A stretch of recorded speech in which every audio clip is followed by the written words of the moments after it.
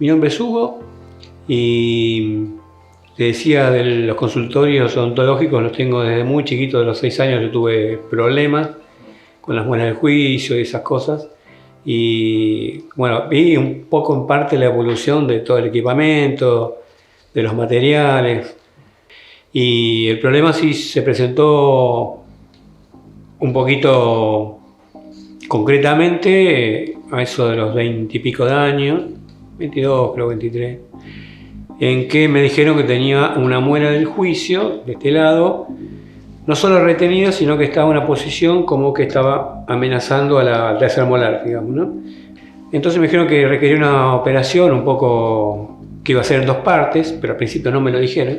Bueno, me intervinieron por adentro, como se dice en la jerga, curetearon, sí, sacaron, pusieron gasa, qué sé yo. Al año que viene me dijeron, ahora vamos a hacerles otra parte. Hicieron la segunda parte y en 2 años yo me seguí haciendo controles y hubo que hacerlo de vuelta. ¿Qué era lo que me pasaba? A mí se me hinchaba la cara por periodos, se me hinchaba mucho, se me deformaba la cara, quedaba así. No podía dormir de ese lado, me costaba caminar, depende de dónde pisara, no podía toser. Todo lo que uno hace con la cara a mí me molestaba durante una semana, 10 días. Después me volvía a resumir en su forma normal, digamos. Ya, esas molestias que tú describes, ¿eran más inflamación o notabas que el hueso estaba deformado? No, era inflamación. Ya. Pero me dolía el oído, era todo lo que es el trigémino y toda la parte esta que es muy sensible, ¿no? Que era mucho dolor. ¿Te tocó tomar mucho antibiótico entonces?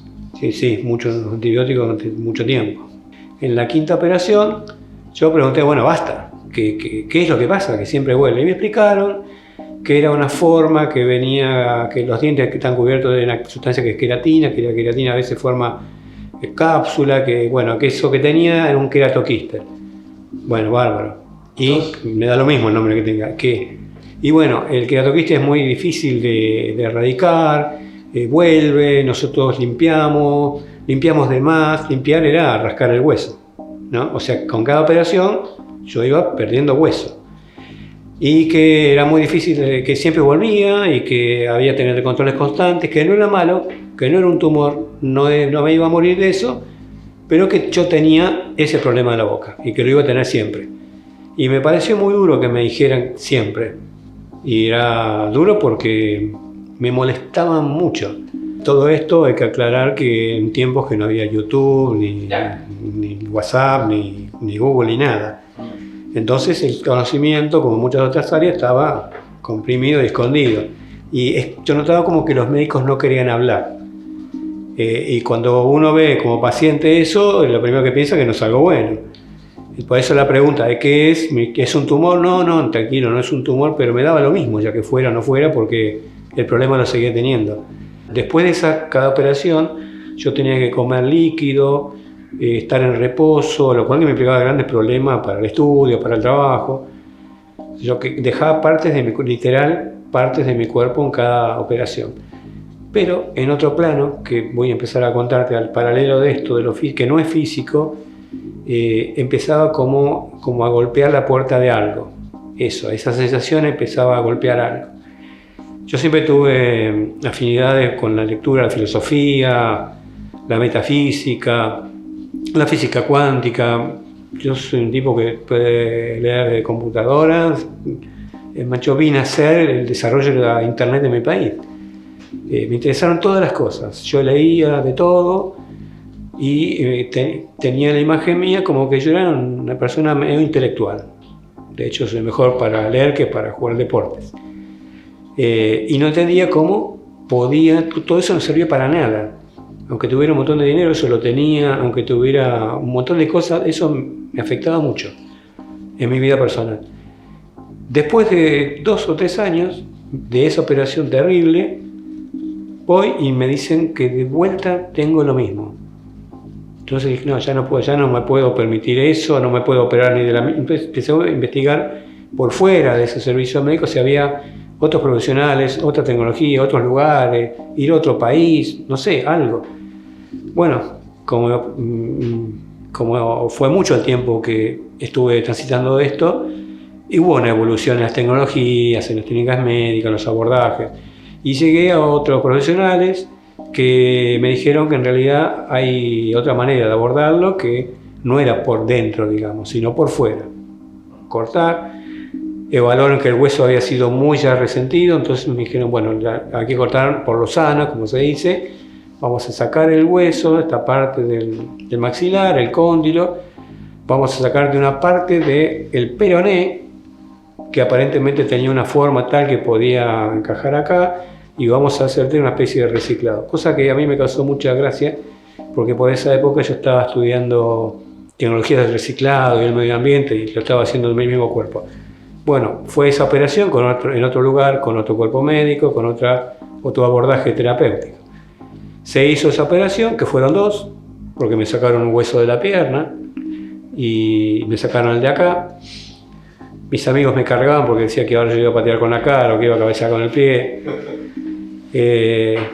Bueno, y pasó esa operación también, no cruenta, pero muy, muy fuerte. Yo que anduve en muletas durante un tiempo.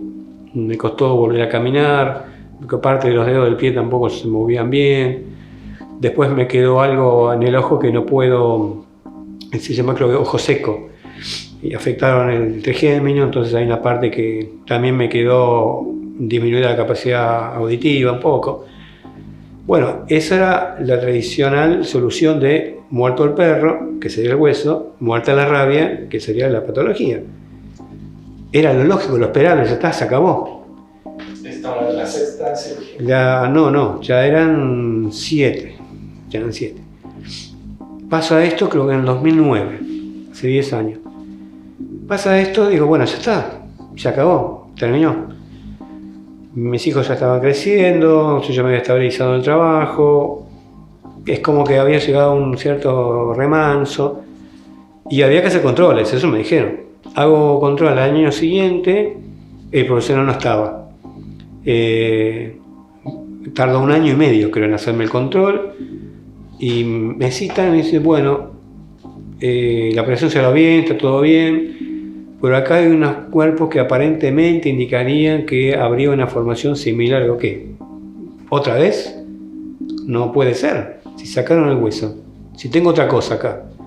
O sea, si el hueso que tenía no estaba afectado y lo pusieron ahí, ¿cómo vuelve algo que no estaba? ¿A dónde volver? No me entraba en la cabeza. Tampoco me entraba en la cabeza cómo la medicina podía errarle tanto y no hacer lo que uno esperaba que hiciera. Entonces la explicación que me dio el cirujano es que, de vuelta, el queratoquíster es muy difícil de erradicar, con que queden 2 células, y 2 células uno no las ve. Pero estaba la otra pregunta, si el hueso que estaba afectado desapareció, ¿a dónde vuelve? ¿De dónde estaba? No me lo supo explicar. Y esa pregunta de a dónde estaba, de dónde vuelve, bueno, me generó una gran crisis porque yo no lo podía entender. Pero empecé a ver las cosas de otro lugar, muy despacito, superando la rabia, la frustración, la negación, esas etapas clásicas que uno tiene. Empecé a ver primero los hechos, lo que uno tiene que ver son los hechos. Eso estaba ahí, había habido muchas operaciones, varios abordajes, seguía ahí, y la verdad que el que seguía ahí era yo. Algo de eso, malo, feo, oscuro, tendría que tener ligación conmigo porque yo estaba y eso estaba. Pasaban los médicos, pasaban los terapéuticas, la técnica y eso estaba. Entonces, bueno, me enojé mucho con ese médico, no volví y estuve transitando 2 años más donde voy a ver qué otra terapéutica, qué otra mirada podía haber. Pensé en ir a otro país. Como la operación era muy grande, me dijeron que había un implante de metal que se hacía pero en Estados Unidos. Eran cosas así medio inalcanzables, ¿no? Y bueno, encontré una persona que me dijeron que en un momento dije, bueno, acá yo soy informático y acá hay que resetear y volver a ver cómo levanta el sistema, con qué herramientas, con qué capacidades. Y el sistema era yo. Y es un sistema multinivel porque tenemos ideas, tenemos sentimientos, tenemos un cuerpo y quizá algo más que no sabemos, pero está ahí. Los neurólogos no saben dónde se alojan los recuerdos, pero uno recuerda. Y en el caso mío, yo con ese ejemplo pensé, bueno, yo no tengo, si si no se sabe dónde está la memoria, pero hay recuerdos, quizá no se sepa dónde se aloja físicamente algo, pero haya un algo que esté en otro lado, que la medicina llame queratoquista, tumor, carcinoma, lo que sea. Para mí era lo mismo, porque me di cuenta que nadie me embarazó, lo armé yo. De alguna manera, equivocada, no recuerdo tanto, empecé a asumir de que, primero aceptar de que podía haber algo que tenía que ver conmigo, con eso, que mi problema de la boca era mi problema que se manifestaba en la boca, pero que venía de otro lado y de otro tiempo, quizás, de la más tierna infancia. La verdad, no lo sé. Vamos a la última operación, entonces, ya avanzada, vamos a ver las tecnologías de desarrollo de imagen, de diagnóstico. Voy a ver un médico que era una eminencia, de esos que viene de familia de médicos reconocidos, de los hospitales de clínica.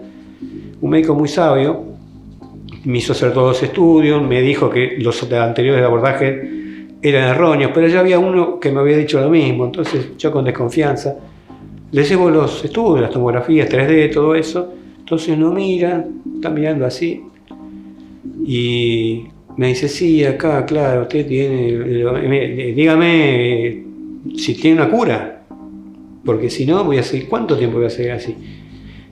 Y me dice de vuelta la misma historia, más o menos con otras palabras. Y me dice, esta formación es aleatoria, que es para mí la zaraza, piripipí, como se dice en mi país, y vuelve de tanto en tanto, no se puede predecir, no tiene ciclo, no hay manera de ver cuándo vuelve. Sin embargo, es muy resistente a las terapias, cosa que yo ya sabía. Se puede alojar en intersticios donde otra formación no podría, es resistente, es capaz de superar las presiones, tolerar presiones grandes. Y me pareció algo muy curioso porque en el momento en que me lo decía, en el momento en que me iba describiendo cómo era esta formación, que yo intuía que no quería decir la palabra tumor, yo es como que me alejé de yo estaba frente al médico y como que me alejaba de demás, que como que me vi en otro plano, como que me vi a mí y a él hablando, como esos relatos que tienen las personas que dicen que se van de los cuerpos y ven la operación. Entonces, desde ese otro lugar, que no era yo, pero sin embargo era mi conciencia, entendí que de lo que estaba hablando, si bien él hablaba del tumor, yo me podía identificar con las cosas que él decía, porque yo soy así, yo me meto en lugares donde a veces no es recomendable meterme, soporto muchas presiones, difícil de predecir cuándo voy o vengo. Entonces fue muy fuerte porque me di cuenta de que eso de que él estaba hablando, describiendo, era yo. No era mi tumor, era yo. Y tenía lógica porque ahí fue más fácil hacer el link, el puente, en que mi tumor era yo, una parte de mí. Entonces, cuando tomé conciencia de eso, él me miró, ¿de qué pasa? No, usted está hablando, ¿de quién está hablando? No, del tumor. Bueno, usted está hablando de mí. Sí, de su tumor, no, me está hablando de mí. Entonces tuvo otra charla ya en otro plano con él y me explicó mejor cómo sería la operación, qué es lo que esperaría, cómo tendría que ser. Y yo ahí ya yo siempre tuve un sueño de ir a Machu Picchu, desde que tenía 20 años. Y yo ya ahí tenía el dinero, tenía los días para ir, tenía todo, pero tenía esto otro en el medio. Y también hice otro link. Dije, bueno, Machu Picchu es un viaje hacia afuera. Esto que tengo acá puede ser un viaje hacia adentro. No puedo hacer los dos viajes juntos. Tengo que hacer uno primero. El más importante es el viaje interior.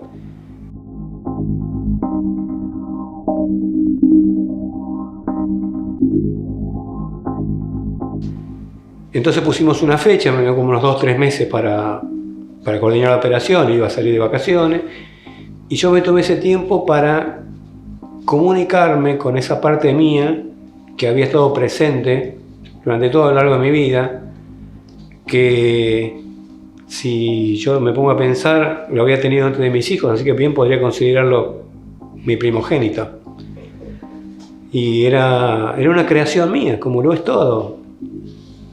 Y hay creaciones que salen bien y otras que salen mal. No hablo de los hijos, por supuesto, pero hay ideas buenas y ideas malas, ideas oportunas e inoportunas.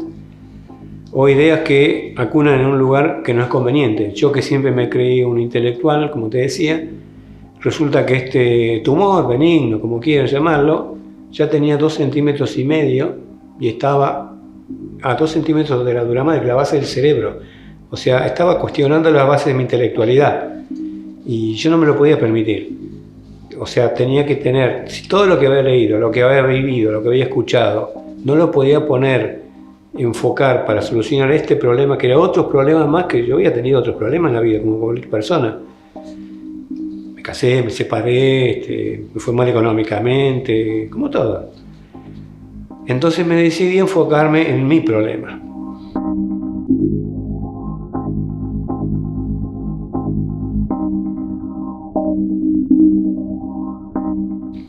Y enfocarme implicó empezar a primero darle entidad a eso que estaba dentro mío, a tratar de entender cómo podía comunicarme.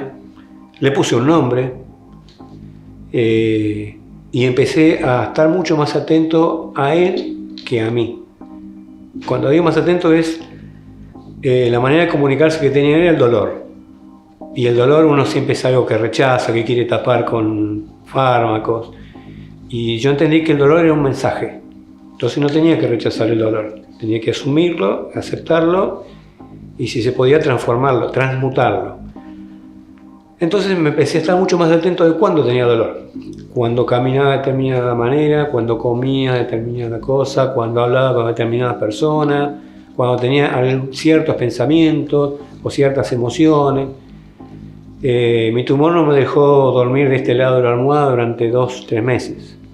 De a poquito empecé a entender cuándo me dolía.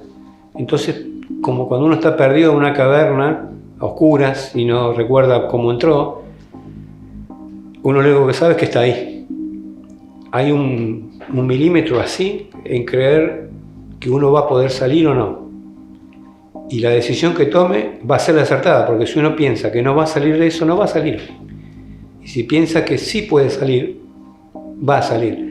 Lo que es difícil es asumir el tiempo en que uno decide que algo va a pasar y soportar la tensión, la ansiedad y la incertidumbre de no saber cómo va a pasar. Y yo no tenía cómo. Entonces lo básico que hice es decir, bueno, si yo llegué a este punto haciendo lo que hacía, pero también no haciendo lo que no hacía.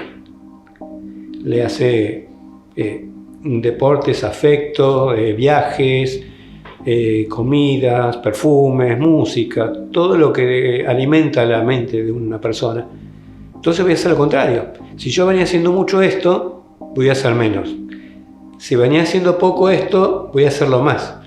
Entonces a tientas, probando un poquito y otro poquito, siempre atento a los mensajes de mi otro yo interno, fui viendo qué cosas me convenía ir haciendo más o ir haciendo menos.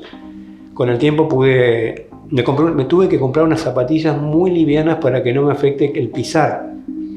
Yo siempre iba no por las veredas ni por las calles, sino por los pastos, las zonas más, las alfombras. O sea, tuve que reorientar, tuve que volver a aprender a caminar, como si fuera un niño.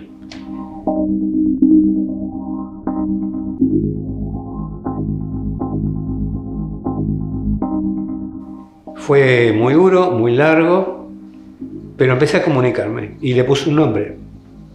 Mis hijos tienen nombres, claro. Y le puse Tumi. Sí, porque pensé que era un tumor amistoso. Él me había acompañado en las soledades de mi juventud, me había acompañado mientras yo hacía lo que creía que era más importante. Fue mi amigo cierto tiempo y llegó un momento en que no nos convenía más estar juntos.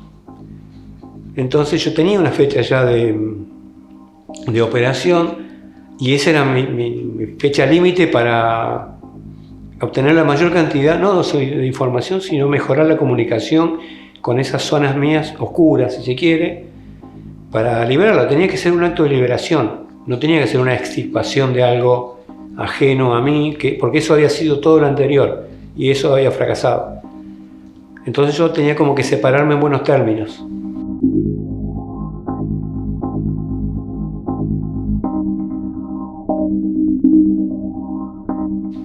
Y recuerdo que el día antes de la operación tuve como una charla conmigo mismo, en la soledad, y como se dice, me dije todo lo que me tenía que decir.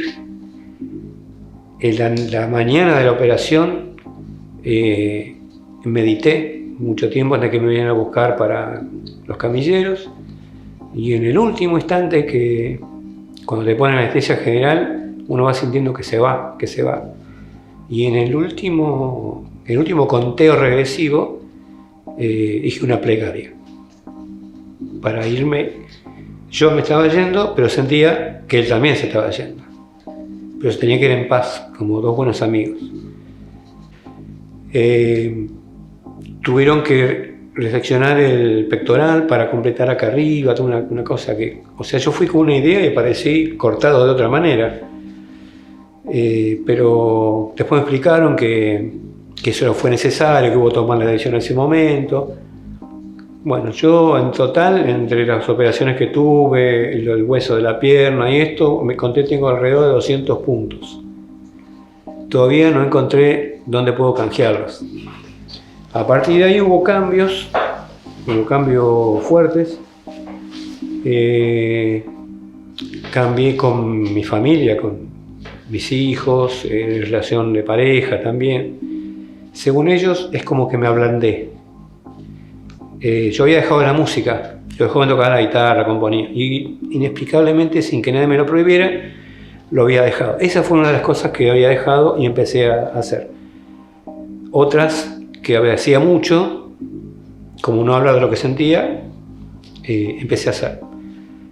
Y así como que me fui reconstruyendo. Pero faltaba la prueba final, que es la que yo siempre fallaba, que es que no haya recidiva, que no vuelva a eso. Me puse como como una misión, una decisión de que eso no iba a volver, y si volvía, porque no podía descartar nada ya, yo ya estaba en un camino en donde solo faltaba profundizar, que era como un viaje interior, antes de hacer ese otro viaje a Machu Picchu. Bueno, hice el viaje, y con las mismas zapatillas que yo me compré para poder caminar sin que me doliera, que son las mismas que llevé a la operación, con esas zapatillas subí el Machu Picchu. Y a la vuelta, es más, a mí me tocó un día de lluvia subir. Y la lluvia fue cuando estaba arriba. Yo tomé esa lluvia, yo no creo en Dios, no tengo una religión, más bien soy un agnóstico. Yo lo noté como una purificación. Así lo tomé y así bajé por las piedras. Caminando ya repuesto de mi pierna con un hueso menos. O sea que pude hacer cosas que postergué con elementos que ya no eran los mismos, como mi pierna, que estaba menguada en su fuerza, pero que me sirvió para llegar a donde quería llegar. Y a la vuelta me hice los exámenes, los estudios, todo. Fui, lo llevé al médico y me dijo que no tenía nada. Así. Lo que esperé que me dijeran durante años que no tenía nada, en ese momento tuvo otro impacto en mí. No tenía nada significaba que no tenía nada malo. Entonces me hizo pensar qué tanto malo era lo malo. Porque si de lo malo que yo tenía pude hacer algo bueno, el hecho que yo no tuviera recidivas o en el plano físico que estuviera bien, era un daño menor, digamos. Quizá el daño colateral fue el plano físico, pero el daño más grande, o sea, la cosa a solucionar realmente, eran otros planos.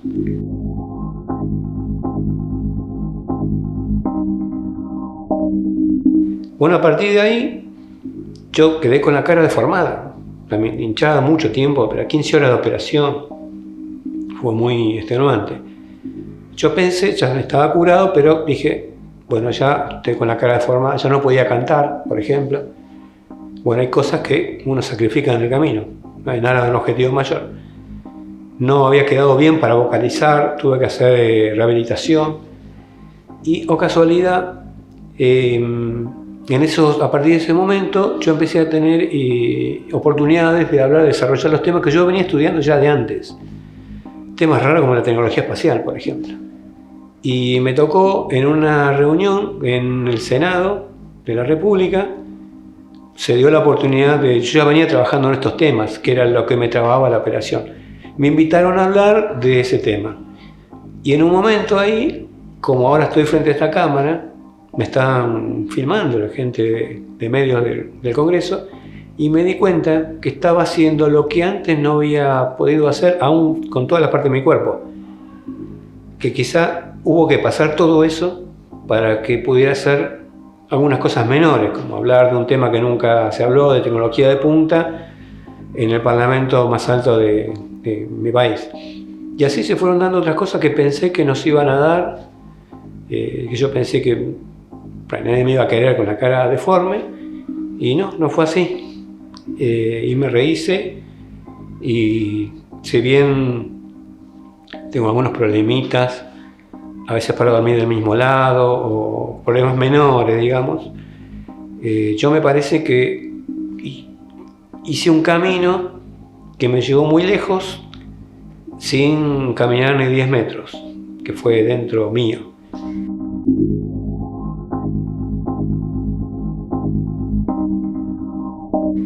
Y después de ese camino vinieron viajes como el que hoy me trajo acá, para hablar de otros temas, de otras cosas, desde otro lugar ya. O sea, después de haber superado ese problema, yo sentí que era Superman.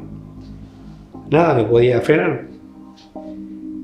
Es más, en una reunión hace poquito, cuando comentaba este hecho de manera coloquial, un amigo, no, en realidad era el amigo de un amigo que yo no conocía, se puso mal cuando yo lo contaba porque él me decía que la madre tenía cáncer y que ya no podía con esa situación, y que por favor le escribiera esta historia. Y se la escribí, se la llevó a la madre se emocionó mucho, y yo me di cuenta que Tumi, que había estado dentro mío durante mucho tiempo, y yo como que lo envié al más allá, digamos, en realidad siempre estuvo. Y no tengo certeza, desde un método científico, de que no esté ahora mismo. Por lo tanto, si yo lo pude manejar en algún momento, lo pude traer, plasmar en papel, dar a otra persona que aparentemente le sirvió. Entonces me di cuenta que todavía eso puede servir. Todavía puede seguir caminando sin mis piernas. Por eso escribí eso, por eso estamos grabando esto. Y a mis amigos, la gente que yo estimo, le di esta historia para que la tenga a mano, por si en algún momento ven a alguien que siente que le puede servir, que se los dé. Y me consta que tiene un valor muy grande. Entonces, si existe otro plano en donde las cosas existan, si la persona cree que hay un cielo, un infierno, un más allá, o una cuarta dimensión, o un Valhalla, bueno, no todo lo que camina vive, ni todo lo que dejó de respirar deja de existir. Entonces me parece que tenemos esa posibilidad como seres humanos de rehacernos a nosotros mismos. De hecho, si somos conscientes, nosotros empezamos de 2 células, nada más. Luego nos vamos creciendo, complejizando, y es cierto también, la medicina lo ha probado, de que nuestros cuerpos van mutando y no tenemos los mismos huesos que teníamos hace 10 años, sino la piel, hay distintas partes que se renuevan a distintas velocidades. Pero la mente es inmanente y no tiene un lugar. Entonces me parece que cuando nos paramos en ese lugar de la mente, y no solo la mente individual, sino una mente de la especie, podemos llegar a lugares donde son inimaginables. Podemos sacar cosas de donde no estaban, podemos hacerlas aparecer, y bueno, en este caso, en este punto específico, me parece que las historias son valiosas. Y como antes yo no hacía cosas que tenía que hacer, ahora estoy haciendo cosas que antes no hacía, que es compartir esta historia con todo lo que le pueda servir.